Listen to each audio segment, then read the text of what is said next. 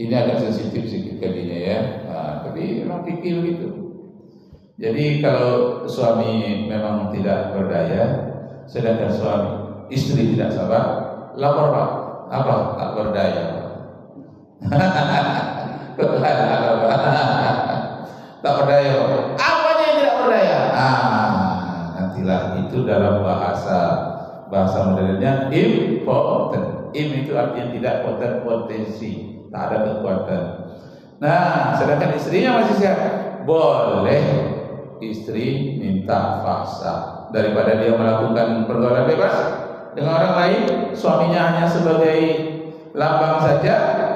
Itu lebih baik itu dipaksa namanya, melaporkan supaya hidup normal, jangan berada dalam kepura-puraan, tapi serius, supaya kalau berobat dengan serius, kalau tidak bisa difasahkan berdasarkan pertimbangan pengadilan, bukan berdasarkan emosi, bukan karena asutan dari pihak keluarga, teman-teman dan yang lain-lain, tapi memang ada pertimbangan dari pengadilan. Itu ya. Yang ketiga, karena impoten. Jadi maaf saja, kenapa bisa seorang laki-laki itu jadi impoten? Pertama, karena merokok. Itu ada 4.000 racun di dalam rokok itu. Ketika umur 40 tahun ke atas, itu biasanya terjadi impoten. Yang kedua, karena minuman keras. Akibat minuman keras itu bagian-bagian dari otak itu terpengaruh, apalagi sampai mencandu, itu menyebabkan terjadi impoten. Maaf saja, itu kaji kan harus dibaca. Yang ketiga, akibat begadang sampai larut malam, sehingga badannya lemas, tak punya kekuatan apa-apa. Setelah bertahun-tahun dia menjadi penyakit permanen dan dia tidak gairah sebagai suami yang normal. Kalau tidak normal lagi, itu boleh mengadu ke pengadilan dan bisa dipasrah. Nah, itu yang ketiga itu ya. Yang keempat, apabila suami itu pengangguran, bangkrut, berlarut-larut, tidak mampu memberikan nafkah. Saudara dipahamkan, tidak mau cari kerja lain ya, hanya tetap saja di rumah, tidak mau memperhatikan apa-apa, tidak mau bertanggung jawab, dilaporkan, Pak, lapor Pak, apa? Bangkrut Pak. Oh iya, kalau bangkrut kan bisa usaha mandiri, tidak mau lah usaha sendiri. Nanti akan dipertimbangkan oleh pengadilan. Yang bangkrut, berlarut-larut, tidak mampu memberikan nafkah lahiriah, hanya nafkah batin saja, nafkah lahiriah tidak bisa, maka waktu itu suami istri yang tidak sabar boleh melakukan fasakh. Sudah 4 ya. Yang kelima, istri yang tertipu. Tertipu istri ini oleh suaminya, kelihatan seperti bos, rupanya anak buah yang sudah di PHK pula. Kalau waktu zaman jayanya Caltex dulu, banyak orang mengaku karyawan Caltex, cepatlah diambil jadi menantu. Setelah diambil jadi menantu, rupanya bagian cleaning service, bunyinya bagus, cleaning service, itu artinya tukang sapu. Bagian apa? Cleaning service. Diterima di mana? Di Caltex. Bagian hebat. Di PHK pula lagi. Masya Allah, tidak mau dia kerja lain. Itu boleh dilaporkan. Pak, saya tertipu Pak. Saya sangka dia di direktur di Caltex. Rupanya bagian anak buah pula lagi. Cleaning service lagi. Cleaning itu kan pembersihan, service itu pelayanan kebersihan. Tertipulah istri tadi.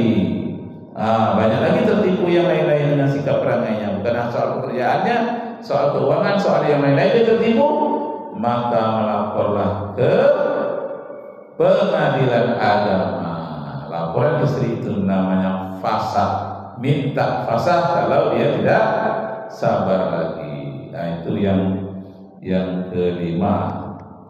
Yang keenam, apabila sang suami muntabar apa? Mundur tanpa berita, hilang dia, Tak ada berita, entah ke Malaysia, entah ke Jakarta, atau mana-mana. Tidak ada berita. Tak sabar istri lagi. Sementara pacar lama mau kembali.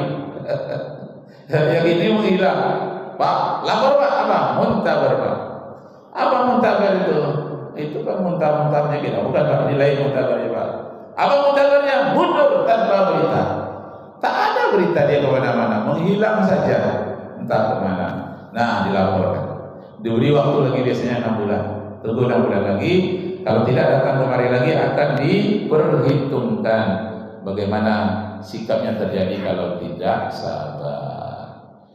Begitu rupanya yang namanya fasah di dalam Islam. Yang ketujuh, apabila istri atau suami murtad.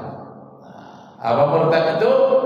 Dia kadang-kadang kembali kepada agama lamanya, atau dia memang Islam, terpengaruh oleh misionaris dengan iming-iming kadang-kadang akan diangkat bekerja atau jadi direktur atau dikasihkan sejumlah jabatan atau uang, berikan perusahaan.